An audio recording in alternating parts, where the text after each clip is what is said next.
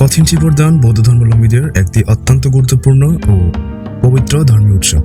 এটি সাধারণত প্রবরণা পূর্ণিমা অর্থাৎ আশ্বিন পূর্ণিমা পালনের পরে এক মাসের মধ্যে সুবিধাজনক সময়ে বিশ্বের থেরবাদী বৌদ্ধ দেশগুলোতে যেমন বাংলাদেশ, ভারত, শ্রীলঙ্কা, মায়ানমার, থাইল্যান্ড ইত্যাদির পালিত হয়। এটি বৌদ্ধদের মতে সকল দানের মধ্যে শ্রেষ্ঠ দান। হ্যালো সবাইকে নমস্কার, আমি আছি আপনাদের সাথে চিং এক্সপ্লোর। আজকে আমি আপনাদের সামনে আমাদের বৌদ্ধ ধর্মাবলম্বীদের কথিন চিবরদান সম্পর্কে কিছু কথা বলবো। চলুন তাহলে শুরু করি। চিবর শব্দের অর্থ হলো ভিক্ষুদের পরিধেয় বস্ত্র।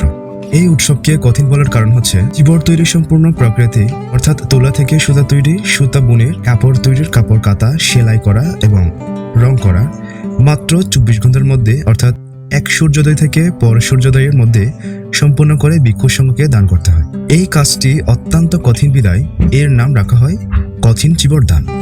বৌদ্ধ শাস্ত্রে বলা হয়েছে যে শতবর্ষের দান কিংবা পৃথিবীতে সকল প্রকার দান একত্র করলেও তার যে ফল একখানি কথিন চিবর দানের ফলে 16 ভাগের 1 ভাগও নয়, তাই এটিকে দান শ্রেষ্ঠ বলা হয়।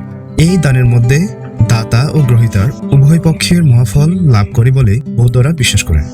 কথিত আছে গৌতম বুদ্ধর প্রধান সেবিকার বিশাখা এই কথিন চিবর দানের প্রচলন করেন।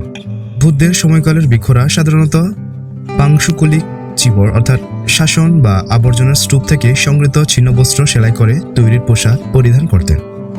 এতে তাদের রোগাক্রান্ত হওয়ার সম্ভাবনা থাকত।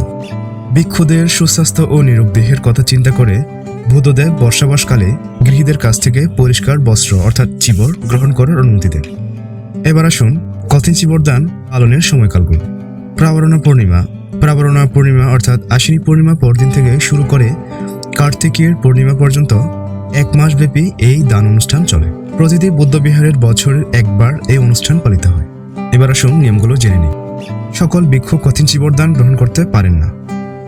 যে সকল ভিক্ষু বিনয়সম্মতভাবে ত্রিমাসিক বর্ষাব্রত অর্থাৎ 3 মাসের বর্ষাবাস সম্পূর্ণ করেছেন শুধুমাত্র তারাই এই কথিন চিবর লাভ করতে পারে। এদেরকে কথিন চিবর লাভী ভিক্ষু বলা হয়। এই দিন বৌদ্ধ গৃহীরা বিপুল উৎসাহ, উদ্দীপনা ও ধর্মীয় ভাব গাম্ভীর্যের মধ্যে দিয়ে ভিক্ষু সংঘকে চিবরদান করেন। বিশেষ করে বাংলাদেশের পার্বত্য অঞ্চলে অর্থাৎ রাঙ্গামাটি, বান্দরবান এবং খাগড়াছড়ির এই উৎসবকে কেন্দ্র করে চাকমা, মারমা, তঞ্চঙ্গা, ত্রিপুরা সহ বিভিন্ন আদিবাসী সম্প্রদায়ের অংশগ্রহণের মাসব্যাপী উৎসব চলে।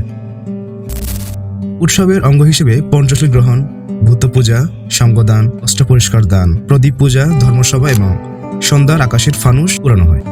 সব মিলিয়ে কথিন চিবর দান বৌদ্ধ ধর্মাবলম্বীদের কাছে ত্যাগ, সংযম, নিয়মানুবর্তিতা ও কঠোর ধ্যান সাধনার এক গুরুত্বপূর্ণ প্রতীকীর উৎসব, যা তাদের মধ্যে ঐক্য, সংহতি ও ধর্মীয় অনুশাসনকে অনুপ্রাণিত করে। তো এই ছিল আজকের মতো ভিডিও। দেখা হচ্ছে আর একটা পরবর্তী ভিডিওতে। এতক্ষণ সাথে থাকার জন্য ধন্যবাদ।